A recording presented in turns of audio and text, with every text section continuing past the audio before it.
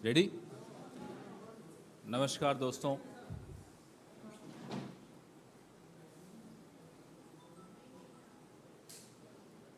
बोलिए।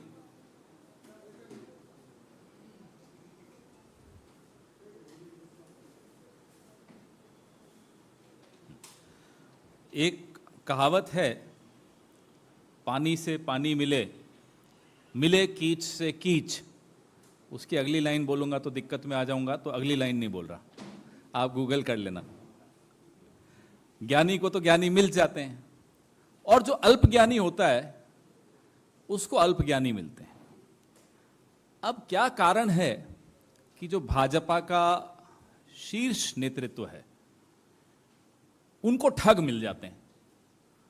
वो ठग के चुंबक हैं, ठग उनके प्रति आकर्षित हो जाते हैं, उनके आसपास रहते हैं, उनके कार्यालयों में रहते हैं, उनका नाम इस्तेमाल करते हैं, उनके अपने विजिटिंग कार्ड्स में उनके कार्यालय का नाम लगा देते हैं।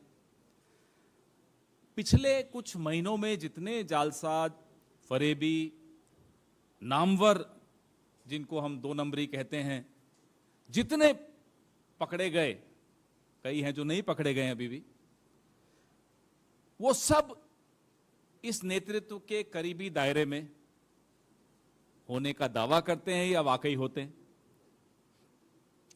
कई लोग तो विदेशों में सेटल हो गए अपना काम तमाम करके, और कई हैं अभी भी जो प्रधानमंत्री कार्यालय, भाजपा के दफ्तरों में, संघ के समर्थित जो लोग हैं उनके आसपास घूम भी रहे हैं, उनसे, जिसको अंग्रेजी में कहते हैं, लेजिटिमेसी भी लेते हैं और अपना काम कर रहे हैं। मैंने खुद यहीं इसी मंच से गुजरात के महाठग किरण पटेल के बारे में आपसे चर्चा की थी।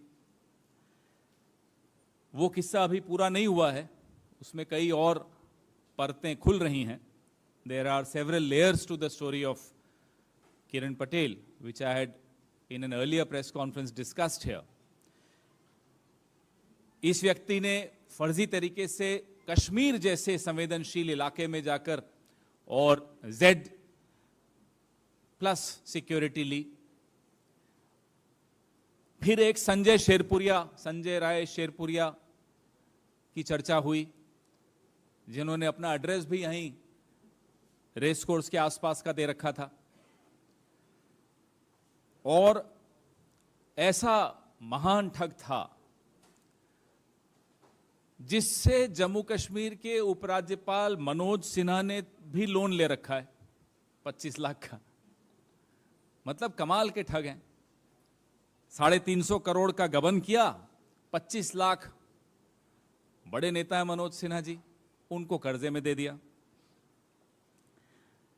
आप सब जानते हैं, मुझसे बेहतर जानते हैं कि जो मोदी जी के मंत्री हैं, बेचारों को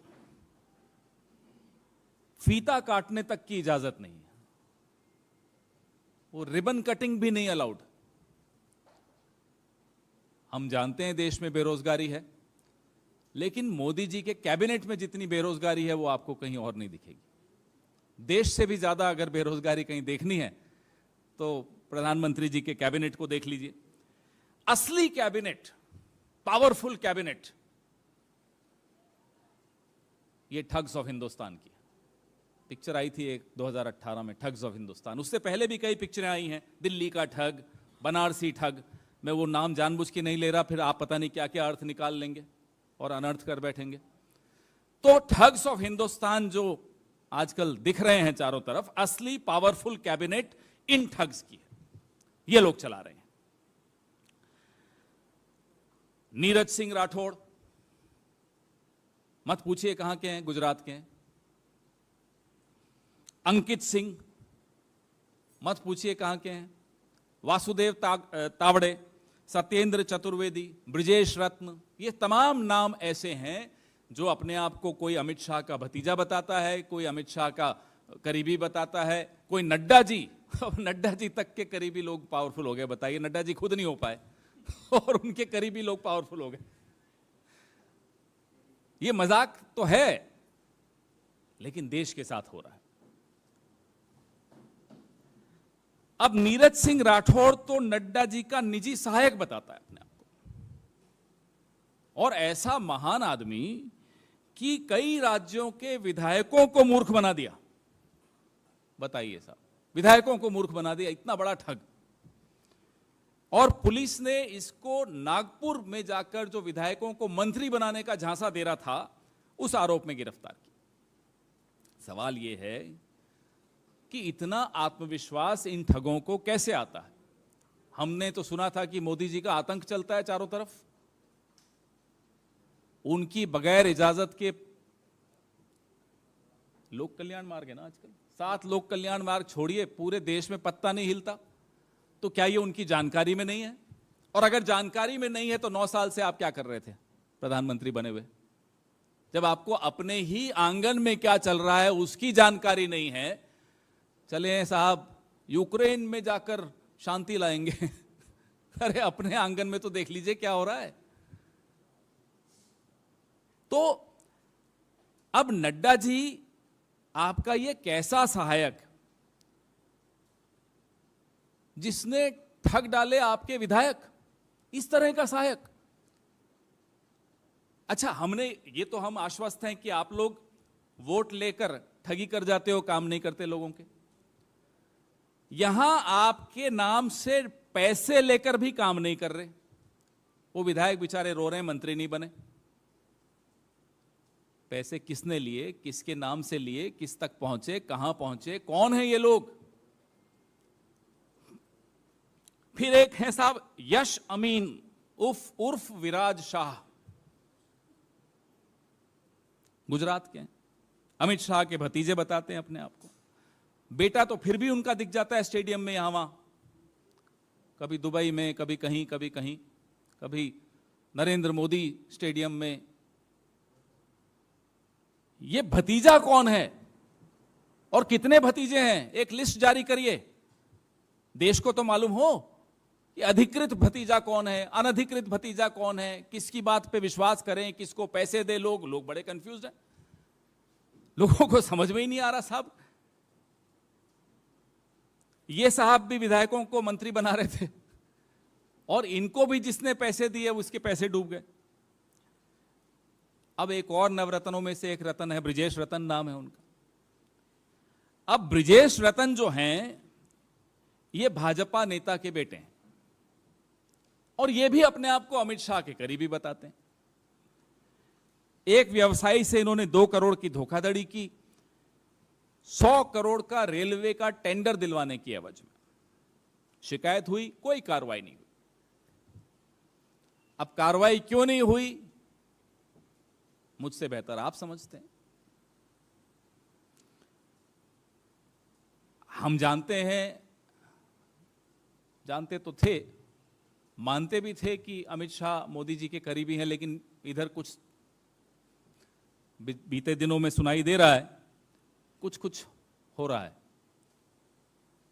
कुछ भी हो रहा हो, अमित शाह के करीबी जितने ये नाम मैंने आपको लिए हैं, ये पिछले 9 साल से बचे रहे, अपना काम करते रहे, ठगी करते रहे, लेकिन बचे रहे।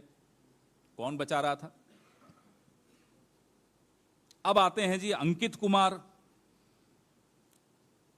दूसरे हैं वासुदेव, तीसरे हैं सत्येंद्र। ये अपने आप को पीएमओ का अधिकारी बताते हैं।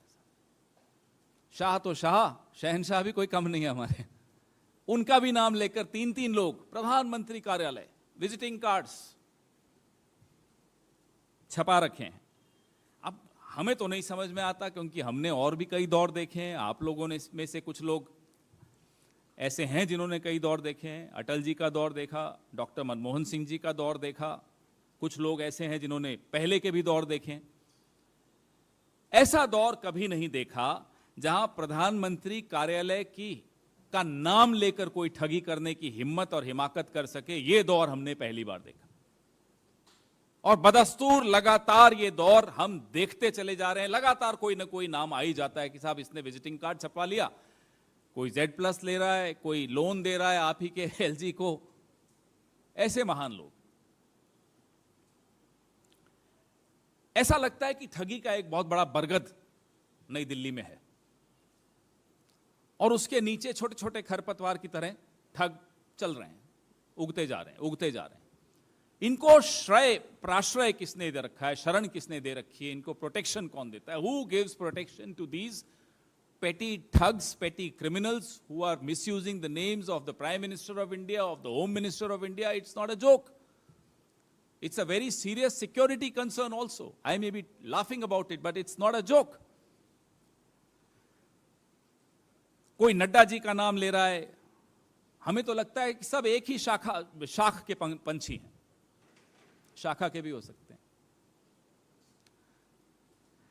अब अगर इनका किसी वीवीआईपी से संबंध नहीं है तो ये बच के कैसे निकल जाते थे लगातार, और अब अभी कई हैं, अभी कुछ नाम हमें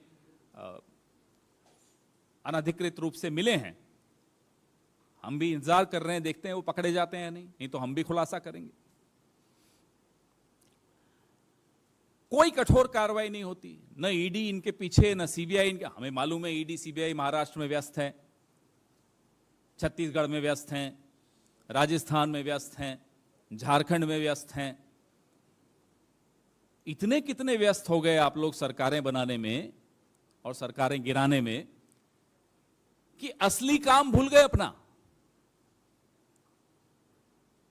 इनमें से कोई एक किसी के पीछे ईडी पड़ी हो, बताइए। 2-2 करोड़ का आपने रिश्वत ली 100 करोड़ का टेंडर दिलवाने के लिए, कहां है ईडी? अब हमें यह भी जानकारी लेनी है, संशय है मन में, शक है और बड़ा लेजिटिमेट डाउट है हमारे दिमाग में कि ये जो ईडी सीबीआई बन के लोगों के घरों में जाते हैं, ऑफिसेज में जाते हैं, ये असली हैं या ये भी? तो अब ये जानकारी तो या तो आने वाले महीनों में कुछ और खुलासे होंगे या जवाब दें प्रधानमंत्री जी, ये माजरा क्या है, किस तरह की सरकार चला रहे हैं, कैसे आप ये देश चला रहे हैं। और नड्डा जी, अगर आप पार्टी चला रहे हैं तो कैसी पार्टी चला रहे हैं कि आपके सहायक ही विधायकों को लूट रहे हैं? आपके सवाल।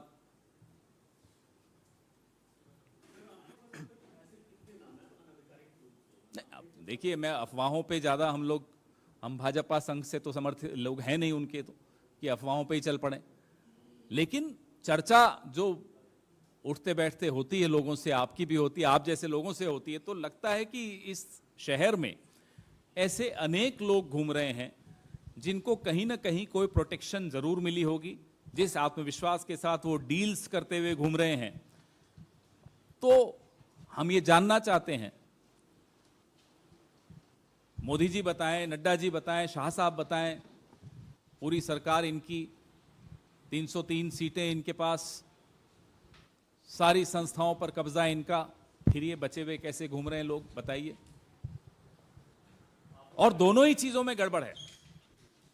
अगर आपकी जानकारी के रहते ये सब हो रहा है तो सबको सामने है कि कितनी बड़ी गलती है, कितनी बड़ी गड़बड़ हो रही है। आपको क्या लग रहा है सर कि जिस तरीके से प्रधानमंत्री ने कहा था ना खाऊंगा ना खाने दूंगा, तो ये खाने का नया तरीका है कि जो छोटे छोटे सिंडिकेट्स की तरह ये अब आप लोग बताइए, हर चीज आप मेरे ही मुंह से क्यों निकलवाते हैं? समझदार को इशारा बहुत होता है और आप तो हमसे कहीं ज्यादा समझदार हैं। कुछ तो हो रहा है जो ठीक नहीं है।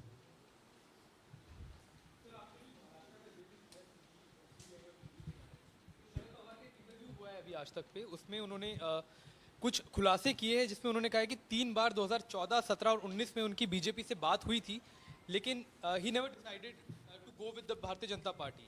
ऑल्सो उन्होंने ये कहा था कि मेरा नाम खुद प्रफुल्ल पटेल ने आगे बढ़ाया, अजीत पवार को उन्होंने 4 बार डिप्टी सीएम बनाया, लेकिन इसके बावजूद उनको रिटायर होने की हिदायत दी जा रही है।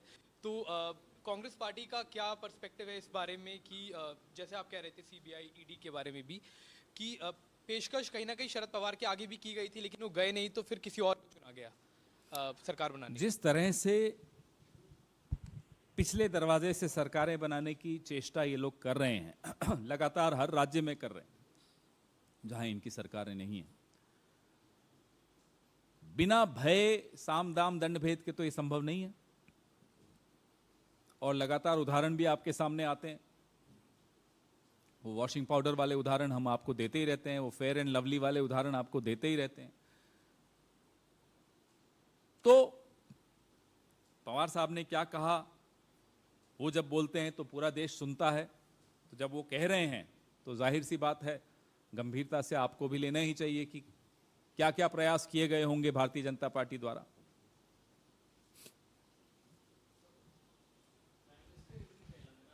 So he has said that at the root of every family-run political party lies the corruption. And in the same line, he said that both BRS and Congress are dangerous for the people of Telangana and they will have to be voted out of power. What's your comment on that? The Prime Minister should stop talking about families, dynasties in politics, because his own party, his own cabinet is brimming with people who come from political families. Let the Prime Minister come out clearly before the next Lok Sabha elections that the BJP will have no alliance before or after elections with any party which, according to the Prime Minister, is a family-run party. Let him have the courage, show the confidence. He has 303 seats today. What stops him from announcing that as a policy the BJP will not have any truck, any alliance with any party which, according to the BJP, is a family-run party? Let him first set an example, then we'll comment on that.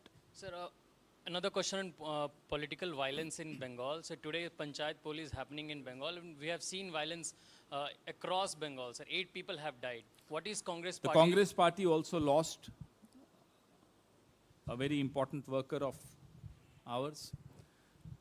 Any such violence undermines democracy. It spreads fear amongst voters. And the objective is to ensure that the voters do not participate in the election process. And if that's the objective, that's very dangerous for the democratic process. लोकतंत्र के लिए सबसे बड़ा खतरा और सबसे बड़ा हथियार लोकतंत्र के खिलाफ भय होता है। कोई भी पार्टी अगर भय को हथियार बनाकर लोकतंत्र को दबाने की चेष्टा करती है, ऐसे प्रयास निंदनीय है। कांग्रेस पार्टी उसके खिलाफ है। कांग्रेस के भी कुछ कार्यकर्ता अपनी जान गंवा बैठे हैं अभी पंचायत चुनाव में।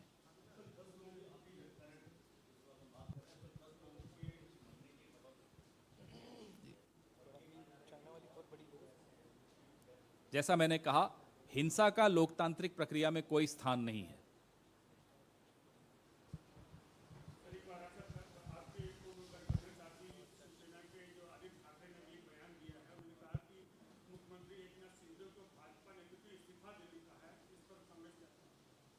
हमने सुना है, ना केवल इस्तीफा देने को कहा है, वहां के काफी एमएलए असली शिवसेना के पास वापस आने के लिए संपर्क साध रहे हैं। ये हो रहा है। और हमने यह भी सुना है कि मुख्यमंत्री जी ने इस्तीफा देने से इनकार भी कर दिया है। जनता देख रही है, पूरा देश देख रहा है, पूरा विश्व देख रहा है किस तरह से लोकतंत्र का मजाक उड़ाया जा रहा है भारतीय जनता पार्टी द्वारा। ये किसी से छिपा हुआ नहीं है। चुनाव आने दीजिए, बीजेपी को बहुत कठोर जवाब लोगों से मिलने वाला है।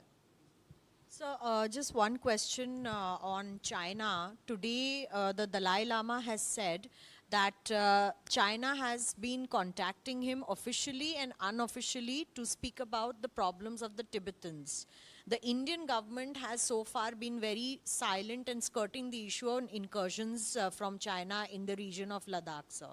So what is your perspective on what the Holiness has said I today? think the Prime Minister and the government of India needs to re-articulate India's policy on Tibet.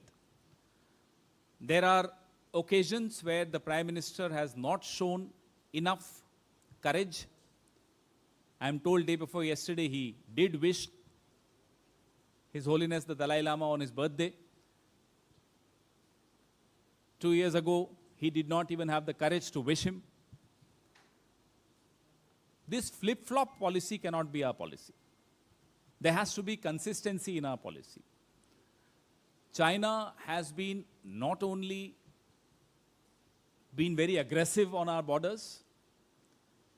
That aggression has, in terms of our policy, gone unresponded by the PMO.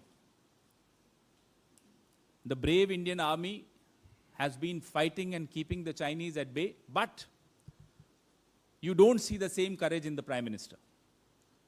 The clean chit given by the Prime Minister to China has been the darkest chapter of our foreign policy in the last 75 years.